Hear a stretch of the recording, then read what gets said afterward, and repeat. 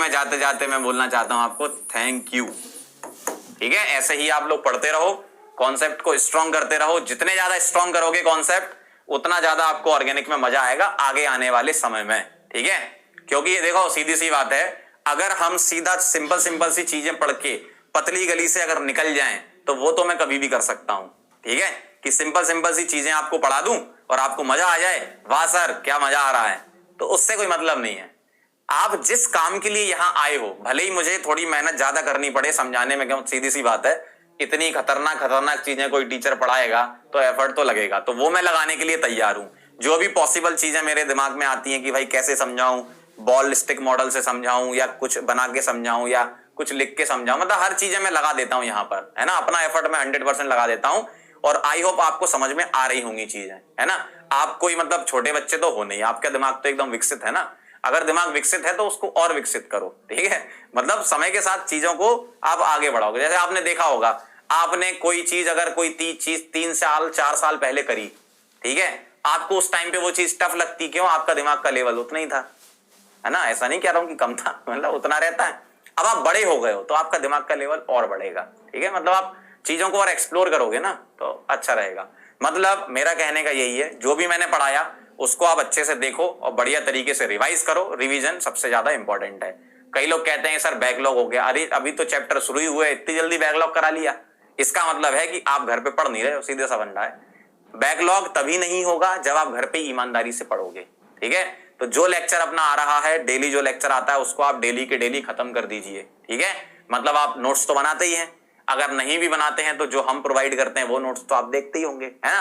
तो उसी को ही रिवाइज कर लिया करो 2-3 बार या एक बार, चलो ज्यादा टाइम नहीं है, समय नहीं है, तो मिनिमम एक बार तो रिवीजन आपका बनता है।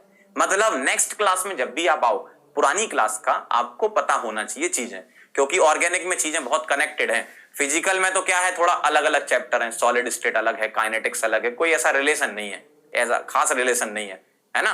तो बहुत इंडिविजुअल चैप्टर होते हैं। ऑर्गेनिक में तो कनेक्टेड है ना। अभी आप रिएक्शन में तो चलो जरा, अल्केन अल्कीन अल्काइन, आप खुद ही बोलोगे सर आपने ये वाली रिएक्शन अल्कीन में पढ़ा दी, हमें तो कार्बोनाइल में पढ़ाई गई थी, या आपने ये यहां नहीं पढ़ाई तो आप कहां पढ़ाओगे, हम कार्बोनाइल में पढ़ाएंगे, क्योंकि कनेक्टेड है चीजें। तो वैसे ही आपके साथ यहां होने वाला है।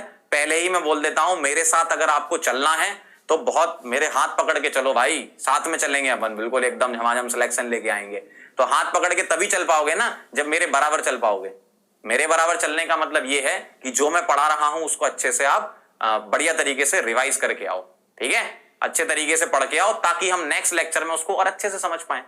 सीधी सी बात है, अगर आप पहले से कोई चीज आपको पता है, जैसे आपका मान लो सपोज 10 किलोमीटर ज्यादा हो गया, 1 किलोमीटर दूर आपके घर से 1 किलोमीटर दूर कोई गाना बज रहा है। ठीक है, अगर उस गाने के बारे में आपको पहले से नहीं पता तो आप रिकॉल भी नहीं कर पाते, आपको पता ही नहीं चलता कौन सा गाना बज रहा है। लेकिन अगर आपको वही गाना पहले से सुना हुआ है, अरिजीत सिंह का कोई गाना चल रहा है, आबाद बर्बाद आपने सुन रखा है, ठीक है, तो आपको अगर थोड़ा सा भी आ जाएगा ना, चाहे बर्बाद कर दो, तो बस अगली लाइन आप खुद ही बोल दोगे, है ना। मतलब कहने का मतलब ये है कि अगर आप चीजों को पहले से रिवाइज करके आओगे तो उसी से ही कनेक्टेड चीजें ही है ना आगे की, तो वो आप आराम से उसको समझ पाओगे और उसको अपने अंदर ले पाओगे। ठीक है, तो चलो फिर आज के लिए इतना ज्ञान काफी है, मिलते हैं फिर नेक्स्ट टाइम पे। Okay, ta-ta, bye bye.